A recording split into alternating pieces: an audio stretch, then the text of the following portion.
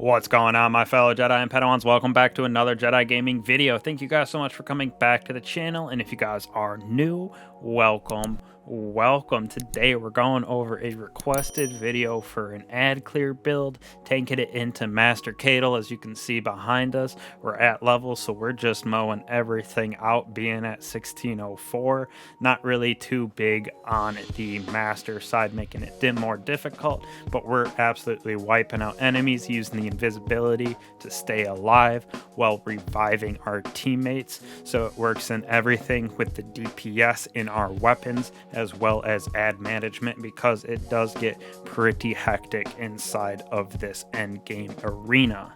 Now, the way that this build is going to work, we're going to become charged with light via picking up orbs of power, which we are creating via our SMG.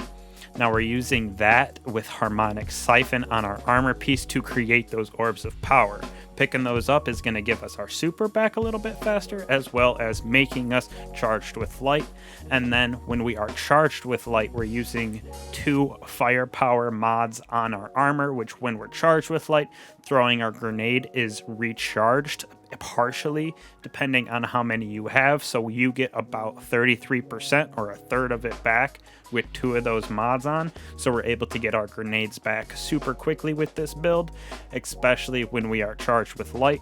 And then on top of that, those grenade defeats that we get make our SMG volatile rounds, so every time we get a defeat on an enemy that is in our smoke or with our SMG, we're going invisible, as well as returning ability energy to us because of our aspects. So it's a very synergetic build, and we'll go over everything with you right here. So first off, as you can see, we're on our Night Stalker as requested in the Void build. Now, for our super, we're going to go with Deadfall, our nice single shot. This will help with maintaining those ads, as well as doing some DPS and that debuff on Master Cadle. She'll be able to be stuck in place for a full tether, so you get that 30% debuff on her for 1 full bell. Super nice for that extra little DPS. Now for our abilities, we got our marksman dodge, triple dump, our normal snare bomb, and then our vortex grenade seems to be the best for this dungeon right here, especially with the room we're in, not too crazy big. So this covers a nice good area for us, especially with our fragments we have on. So for our aspects that help us become invisible, we have Vanishing Step here. Dodging makes us invisible. This is purely for reloading, and then we can use it for survivability, reviving our teammates. As you'll see at the end, when you're in a sticky situation, you can dodge, go get the reses, and then you're right back in the fight. On top of that, important for this build is Stylish Executioner. So defeating those weakened, suppressed, or volatile targets grants invisibility and True Sight. After performing a Stylus Execution, your next melee attack, while invisible, weakens targets. So while we're invisible and we hit a target, it weakens them, just perpetually giving us these right here back. And it's super nice because, like I said, that volatility that we're getting from our grenades and our SMG is a nice little synergy. Now for our fragments here, we're going to have Echo of Instability. So those targets defeated with grenades grant us volatile rounds on our void weapons. So that is super clutch.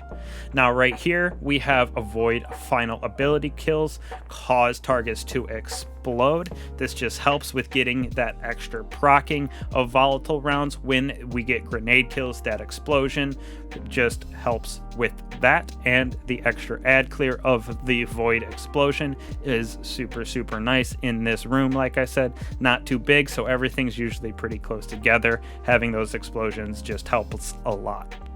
Now right here we have picking up Orb of Power grants us Devour. This is super clutch for staying alive as well, because we're going to create all those orbs of power, like I said at the beginning, via using our SMG and harmonic siphon, because it is void as well. So granting devour with orbs of power, as well as becoming charged with light, is a super good way to spread and jack of all trades, have one orb of power do multiple things.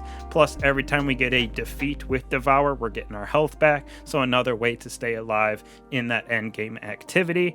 And finally, right here we have Echo of Remnant, so our grenade lingers a little bit longer with our vortex grenade, just allowing us again to get the volatile rounds to proc more often with those grenade defeats. Now, over on our weapon side of things, we're going to use our Deliverance. Absolutely love this with Demolitionist and Chill Clip. That's super important because when we get those defeats on the bigger Cabal with the exploding backpacks that we need to open the bells, using this to defeat those takes a couple shots, but not too crazy, especially if they are volatile. Plus, the Demolitionist on this refunds our grenade, which again gives us volatility for our SMG down here in the Unforgiven with Fragile Focus and Repulsor's Brace. Using this with Repulsor's Brace because every time we get a defeat with that Repulsor's Brace, a void debuffed target grants us Overshield. So we're going to have weakening targets on those Stylish Executioner when we get those melees weakens, as well as all the volatile rounds with this. So we're going to be able to get Devour to get our health back, as well as this Repulsor Brace is giving us a nice void overshield on top of that.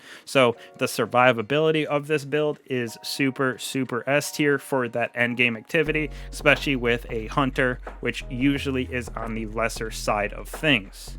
Now, also helping with our DPS right here, we're going to use the Lament. Since Cadle comes up to those bells and we can whack her right close, we can throw our tether down and then just lay into her with Lament. Super nice for that DPS on her, as well as you need if you got to block damage, anything like that in a sticky situation. Now, for our mods on our armor over here, this is what I was talking about earlier with firepower on our helmet.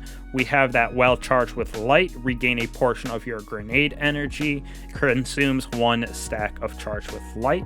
We're going to have this on 2 different pieces of armor in our chest piece and our helmet.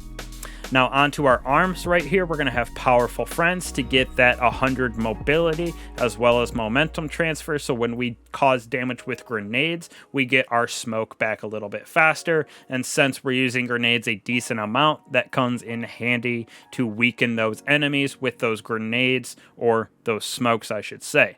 Moving on to the chest piece, I know you can't see it. This is where our other firepower is, as well as sniper resistance for those nice little scions that are over in the corners sniping at you, as well as solar and arc resistance. I know we don't have much arc, but the solar resistance with all the fire on the ground with the Cabal is super nice. And then we have an extra firepower like we do on our helmet.